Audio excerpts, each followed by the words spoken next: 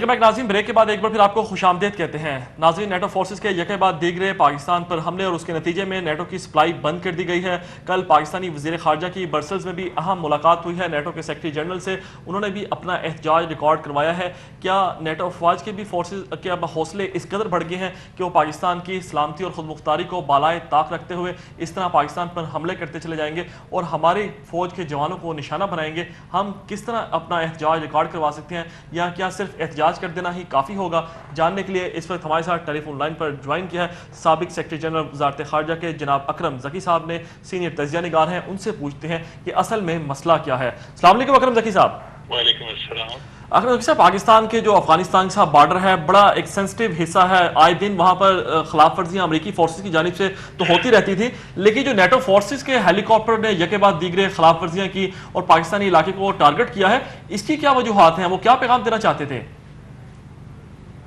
देखिए, जब military dictatorship थी हमारे मुल्क में तो मुशर्रफ ने अपने इक़्तिदार को बरकरार रखने और तूल देने के लिए अमेरिका के साथ बहुत से मुआहदे किए और बहुत सी उनको बराहत दी जी। और मेरे ख्याल है कि एक मुआहदा उनका ये भी था कि वो ड्रोन्स हमारे ऊपर फ्लाई कर सकते हैं और ड्रोन से हमले भी कर सकते हैं। ठीक।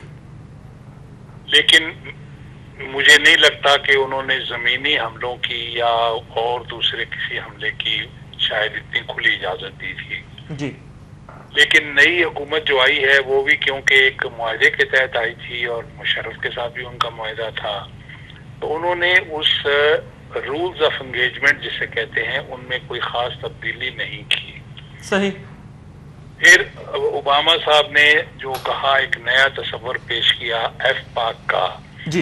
उसका बुनियादी मकसद ये था कि वो अफगानिस्तान और पाकिस्तान को एक ही मैदान जंग समझते हैं, क्योंकि दोनों के एक दूसरे पर असरात होते हैं। और ये बार बार इल्ज़ाम लगाते हैं कि वो जो जिन लोगों को दरअसल उन्होंने खुद यहाँ धकेला था जी अफगानिस्तान में हमला करके, अब वो हमारे ऊपर इल्ज़ाम लगाते हैं कि वो यहाँ पनाह ले रहे हैं और उस बहाने से वो इस जगह में भी दाखिल होने की कोशिश कर रहे हैं। मेरा ख्याल है हमारी हुकूमत के एहतजाज की वजह से अमली तौर पर तो वो दाखिल नहीं हुए, लेकिन वो आहिस्ता आहिस्ता, जैसे आपने कहानी सुनी होगी कि अगर अरब ने किसी ऊंट को थोड़ी देर के लिए अंदर किया तो कुछ अरसे के बाद ऊंट अंदर अरब बाहर हो जाता है। दुरुस्त है। तो मैं ये समझता हूँ कि वो हमारी हमले कर कर के ड्रोन हमले उन्होंने हमारी एक हमें तैयार कर लिया है ज़हनी तौर पे, और मैं उस लफ्ज को कहता हूँ कि उनकी है क्रीपिंग इंट्रूजन। ठीक। ये बड़ा अकरम ज़की साहब आपने अहम नुक्ता बयान किया है, और इससे पहले ये अमरीकी ज़राए अबलाग के अंदर भी खबरें आती रही हैं कि अमरीकी फोर्सेस तैयारी कर रही है पाकिस्तान के उन इलाकों में ज़मीनी ऑपरेशन की, ज़मीनी कार्रवाई की भी। इसको मैं कहता हूँ क्रीपिंग इंट्रूजन। ठीक। वो आहिस्ता आहिस्ता देख रहे हैं कि आपका सब्र कहाँ तक। जी हाँ। ड्रोन हमले आपने बर्दाश्त कर लिए, तब उन्होंने हेलीकॉप्टर से एक दिन कोशिश किया तो आपने एहतजाज कर दिया, जी हाँ। दूसरी दफा किया। तो अभी भी हमारी हुकूमत का रवैया जो है वो इतना मजबूत नजर नहीं आता, क्योंकि हमारे जो सफीर हैं वाशिंगटन में वो फरमा रहे हैं कि जल्द ही ये बहाल हो जाएगी सप्लाईज। जी हाँ।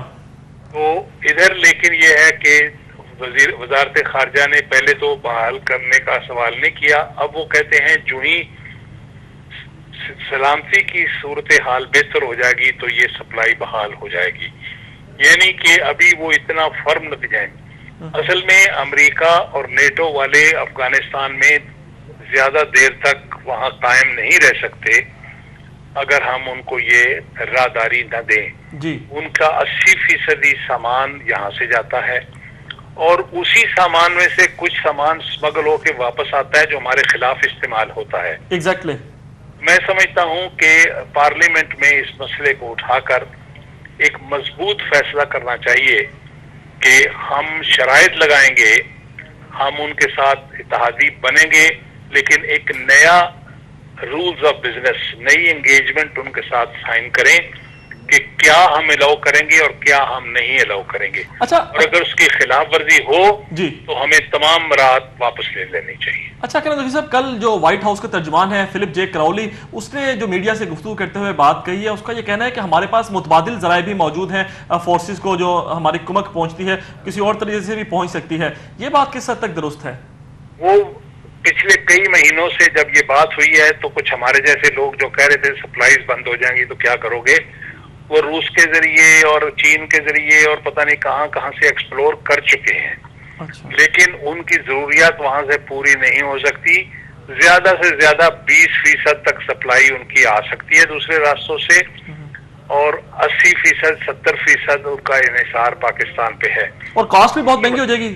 یہی وجہ ہے کہ جب ہمارے کمانڈر ان چیف یا ہمارے chief of general army staff NATO میں گئے تھے تو انہوں نے یہ کہہ دیا تھا کہ ہمیں یہ قابل قبول نہیں ہے اور آپ کی ہماری ضرورت زیادہ ہے, ہمیں کم ہے.